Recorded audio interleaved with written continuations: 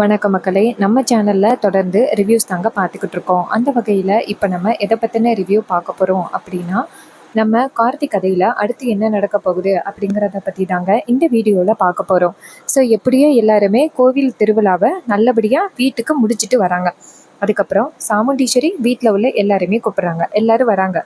வந்ததோட சாமுண்டீஸ்வரி அங்கே உள்ளவங்களை பார்த்து, இங்கே பாருங்கள், கோவில் திருவிழாவுக்கு அனுமதிச்சு நான் எல்லாரையும் அனுப்புறது ரொம்ப பெரிய விஷயம். ரேவதி வந்துட்டு அந்த மாதிரி மிரட்டுனதுனால மட்டும்தான் நான் அந்த கோவில் திருவிழாவுக்கு போகலாம் அப்படின்னு ஒத்துக்கிட்டேன். மற்றபடி எனக்கு அங்கே போகணும் அப்படிங்கிற ஆசையெல்லாம் துளி கூட கிடையாது. இதுக்கப்புறம் மறுபடி அங்கே யாராவது போகணும் அப்படின்னு சொல்லிட்டு என்னை கூப்பிட்ற வேலை வச்சுக்கிட்டீங்க, அவ்வளோதான் அப்படின்னு சொல்லிட்டு சாமுண்டீஸ்வரி அங்கே உள்ளவங்களை எச்சரிக்கிறாங்க. இது கேட்டதோட நம்ம ராஜராஜ சொல்றாரு, ஈஸ்வரி, நீ இப்படி அனுப்புனதே எங்களுக்கு ரொம்ப பெரிய சந்தோஷம்தான். கண்டிப்பா வேறு எந்த விதத்திலையும் நாங்கள் உங்களுக்கு தொந்தரவு கொடுக்க மாட்டோம் அப்படின்ட்டு அவர் சொல்கிறாரு. இதை கேட்டதோட சாமுண்டீஸ்வரியும் சரி, அவங்களும் அவங்கவங்க வேலையை போய் பாருங்க அப்படின்னு சொன்னதோட எல்லாரும் அந்த இடத்துலேருந்து போகிறாங்க. அப்போ தான் நம்ம ராஜராஜா, நம்ம மயில் வாகனம், நம்ம கார்த்தி 3 பேரும் போயிட்டு ஒரு ரூமில் பேசிக்கிட்டு இருக்காங்க. அப்போ நம்ம ராஜராஜா சொல்கிறாரு, மாப்பிள்ளை, இப்படியோ கோவில் திருவிழாவை ரொம்ப சிறப்பாக கொண்டாடி முடிச்சாச்சு.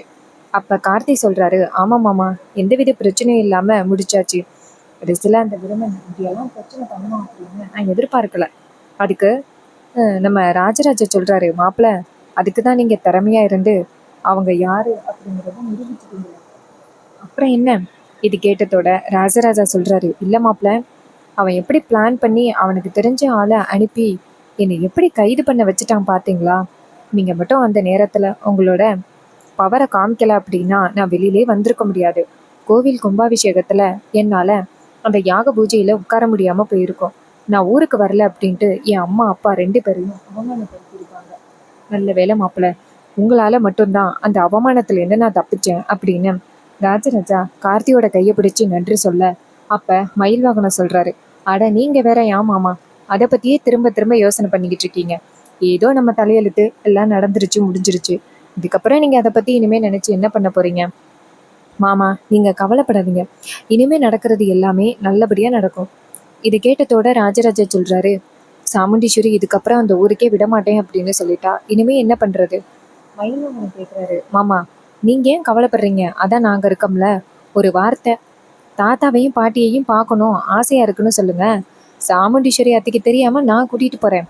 அப்போ ராஜராஜா சொல்கிறாரு, மாப்பிள்ளை, ஒரு வேளை என் பொண்டாட்டிக்கு தெரியாமல் போகணும் அப்படின்னு நினச்சிருந்தா நான் எப்போவோ என் அம்மா அப்பாவை பார்த்துட்டு வந்திருப்பேன்.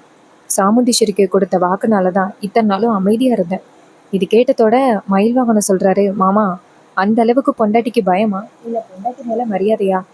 ராஜராஜா சொல்கிறாரு, இந்த பாரு மாப்பிள்ள, சாமுண்டீஸ்வரி மேலே உள்ள மரியாதை என்றைக்குமே எனக்கு குறையவே குறையாது. சாமுண்டீஸ்வரி எனக்கு அந்த அளவுக்கு முக்கியம் அப்படின்னு சொன்னதோட நம்ம மயில் வாகனமும், சரிங்க மாமா, நீங்கள் இப்படி பேசுறது எந்த அளவுக்கு அத்தை மேலே காதலோடு இருக்கீங்க அப்படிங்கிறது புரியுது. இது கேட்டதோட ராஜராஜா சொல்கிறாரு, போங்க மாப்பிள்ள அப்படின்னு. அதுக்கப்புறம் நம்ம கார்த்தி வந்துட்டு நேராக ராஜராஜத்தை, சரிங்க மாமா, நான் கிளம்புறேன் அப்படின்னு சொல்லிட்டு போகிறாரு. ராஜராஜா கேட்குறாரு, என்ன இது, கார்த்தி மாப்பிள்ள ரொம்ப சோகமாகவே இருக்கிற மாதிரி தெரியுது. அதுக்கு மயில் வாகனம் சொல்கிறாரு, என்னன்னே தெரியல, ரேவதி எப்போ தான் வந்துட்டு நம்ம கார்த்தி மாப்பிள்ளையே புரிஞ்சுக்க போகிறான்னு தெரியல. இது கேட்டதோட ராஜராஜா சொல்கிறாரு, ஆமாம், எனக்கு ரொம்ப கவலையாக இருக்குது. ஒருவேளை அவங்க அனுமதி இல்லாமல் கல்யாணம் பண்ணி வச்சது தான் தப்புன்னு நினைக்கிறேன். அதான் அன்னைக்கு ரேவதி சொன்னால, இது மாதிரி பரமேஸ்வரியோட பேரன் கார்த்தியை கல்யாணம் பண்ணிக்கிறதுக்கு கூட நான் தயாராக இருக்கேன் அப்படின்னு சொன்னால, பேசாப்பில் உண்மையை சொல்லிடுவோமா? அதுக்கு மயில் வாகனம் சொல்கிறாரு, மாமா, அப்படி மட்டும் உண்மையை சொல்கிறேன்னு சொல்லிடாதீங்க. இப்போதைக்கு ரேவதி ரொம்ப கோவத்தில் இருக்கா நடந்த கல்யாணத்தினால. ஏன்னா அந்த அளவுக்கு மாயாவும் மகேஷும் ரேவதியை நல்லா ஏமாற்றி வச்சுருக்காங்க. ஒரு வேளை வேறு ஏதாவது பிரச்சனை ஆகிட்டுன்னா அதுக்கப்புறம் ரேவதி அத்தைக்கு நேராக வந்துட்டு இவன் தான் கார்த்தி அப்படின்னு சொல்லிட்டா அப்புறம் அத்தை அவங்களோட முடிவை காமிச்சிருவாங்க. அப்புறம் இதனால நம்ம இத்தனை நாளும் கஷ்டப்பட்டது எல்லாமே ஒன்றுமே இல்லாமல் போயிடும். அதனால நம்ம கொஞ்சம் பொறுமையாக இருப்போம். ரேவதியாவே ராஜாவை புரிஞ்சுக்கிட்டோம், கூடிய சீக்கிரம் இது நடக்கும். இது கேட்டதோட நம்ம ராஜராஜாவும் சரி மாப்பிள்ள அப்படின்னு சொல்கிறாங்க. அப்புறமா கார்த்தி நேராக ரூமுக்கு போகிறாரு. அங்கே போனதோட நம்ம ரேவதி நேராக கார்த்தியை பார்த்து, என்ன சார் ரொம்ப சோகமாக இருக்க மாதிரி தெரியுது? கார்த்தி கேட்குறாரு, ஏன் ரேவதி, என்னாச்சு? அப்போ ரேவதி சொல்கிறாங்க, இல்லை, இன்னும் நான் 2 டேஸில் ஃபாரின் போக போகிறேனே, அதை நினச்சி கவலையாக இருக்கியோன்னு நினச்சேன். ஸோ இதை கேட்டதோட நம்ம கார்த்தி சொல்றாரு, இங்க பாரு, நீ ஃபாரின் போறத நினைச்சு நான் கவலைப்படல. ஆனா நீ ஒரு தப்பான முடிவு எடுக்கிற அப்படின்னு நினைச்சுதான் நான் கவலைப்படுறேன். ஒருவேளை உங்க அம்மாவுக்கு இந்த விஷயத்த பத்தி தெரிஞ்சா அவங்க எப்படி பிஹேவ் பண்ணுவாங்க அப்படிங்கிறத பத்தி யோசனை பண்ணி பாத்தியா? என் மேல உள்ள கோவத்தினால நீ ரொம்ப பெரிய தப்பான முடிவு எடுக்கிற. கார்த்திக் கேக்குறாரு, இங்க பாரு, இப்ப வந்து என் மேல கோவப்பட்டுக்கிட்டு உன் மேல 20 வருஷத்துக்கு மேல பாசமா இருந்தாரு உங்க அப்பா. அவரை விட்டுட்டு போகணும் அப்படின்னு இப்படி ரேவதி உனக்கு தோணுச்சு. அப்ப ரேவதி சொல்றாங்க, ஏன் இது எல்லாத்துக்குமே என்ன காரணம் அப்படின்னு உனக்கு தெரியாதா? இது எல்லாத்துக்குமே முக்கிய காரணமே நீதான். நான் எவ்வளவு நிம்மதியா வீட்டுல இருந்தேன். இது மாதிரி உன்னை ரொம்ப நல்லவன்னு நினைச்சேன். மகேஷ கல்யாணம் பண்ணிட்டு நான் என்னோட குட்டி பாப்பா தீபாவை தத்தெடுத்து நிம்மதியா இருக்கலாம் அப்படின்னு நினைச்சேன்.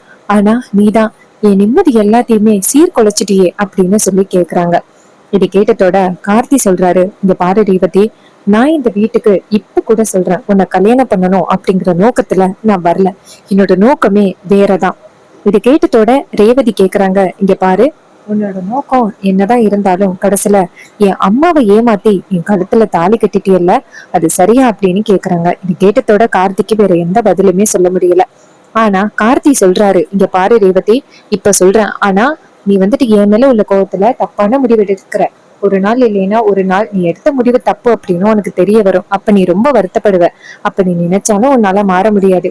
இது கேட்டதோட ரேவதி டக்குன்னு, ஐயோ சாமி, உன்கிட்ட நான் எந்தவித அட்வைஸும் கேட்கவே இல்லை, தயவு செஞ்சு இந்த இடத்த விட்டு போறியா அப்படின்னு சொன்னதோட ரேவதி சோகமா கார்த்திக் சோகமா அந்த இடத்துல இருந்து போறாங்க.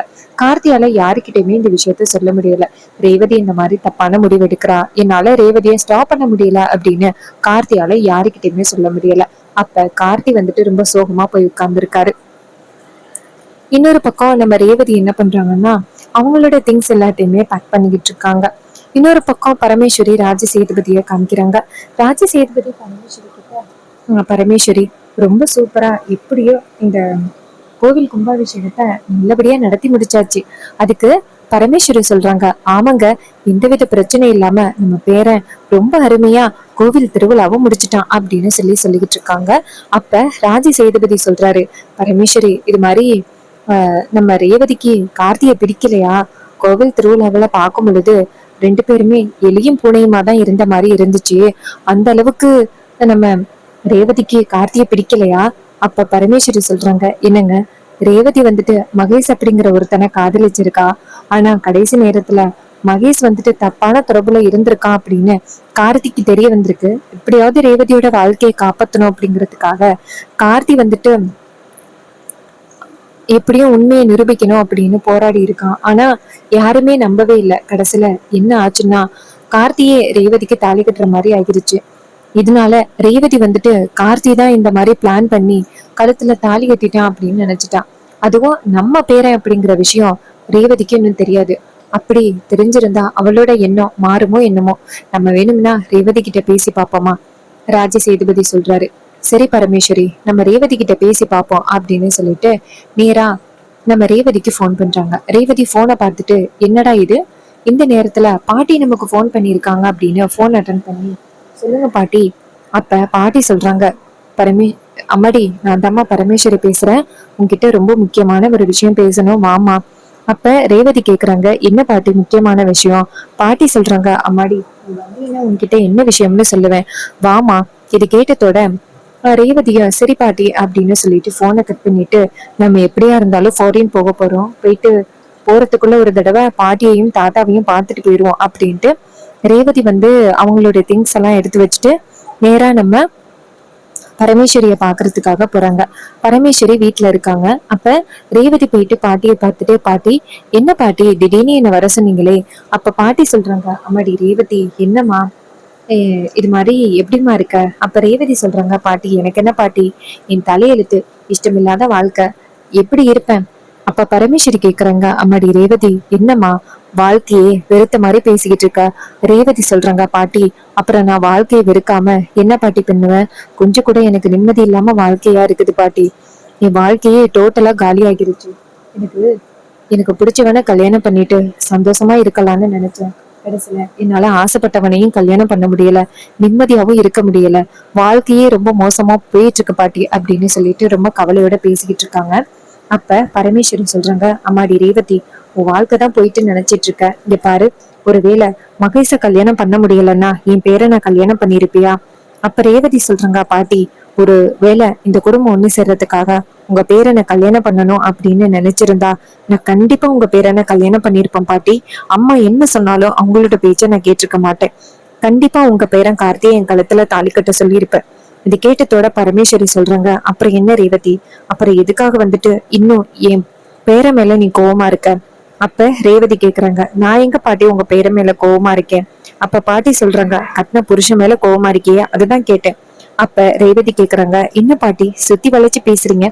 யார வந்துட்டு பேரங்குறீங்க? யார வந்துட்டு நான் தாலி கட்டினேன் அப்படின்னு சொல்றீங்க?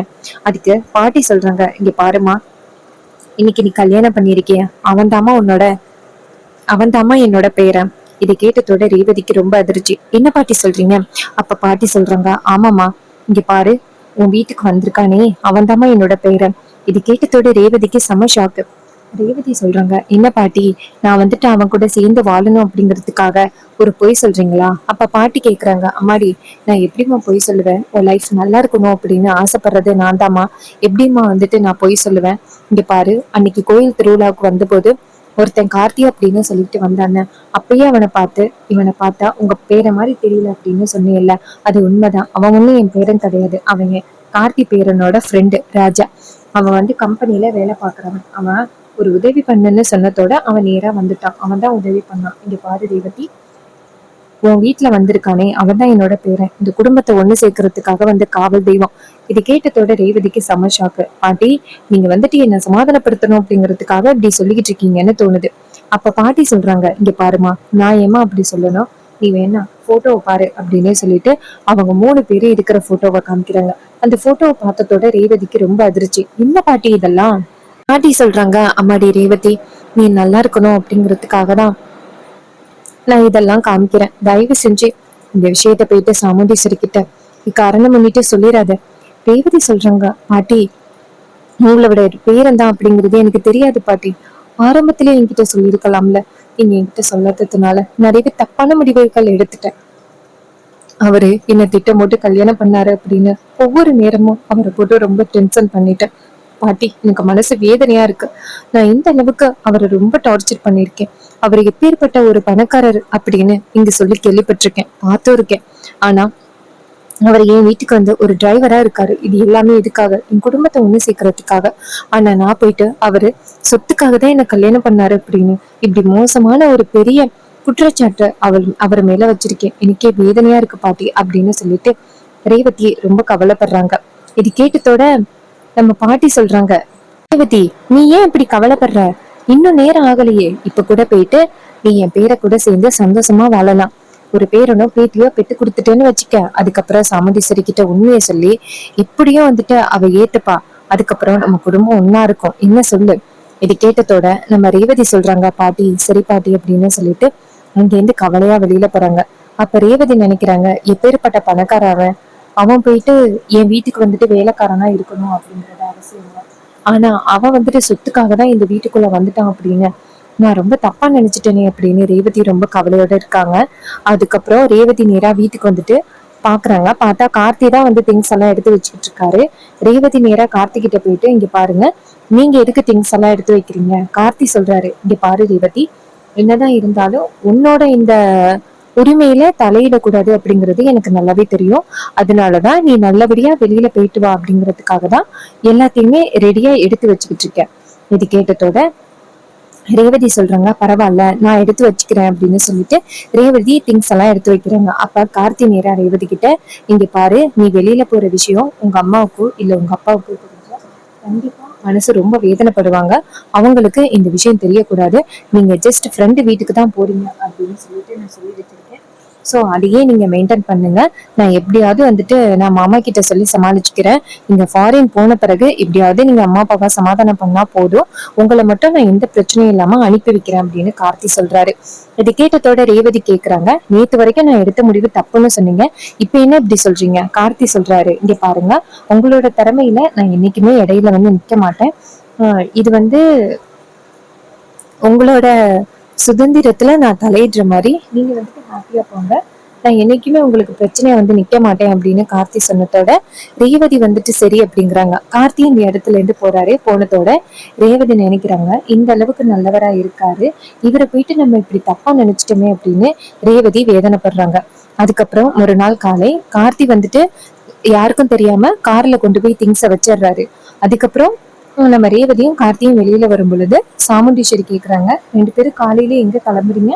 அப்ப ரேவதி திரு திருன்னு முடிக்க கார்த்தி சொல்றாரு, இல்ல மேடம், நாங்க 2 பேரும் சும்மா வெளியில போயிட்டு வரோம் அப்படின்னு சொன்னதோட சாமுண்டீஸ்வரியும் சரி போயிட்டு வாங்க அப்படின்னு சொல்லிட்டு ரேவதியை பார்த்து, ரேவதி இப்பதான் நீ நல்ல பொண்ணா நடந்துக்கிற அப்படின்னு சொன்னதோட ரேவதியும் சரிமா அப்படின்னு சொல்லிட்டு வெளியில போறாங்க.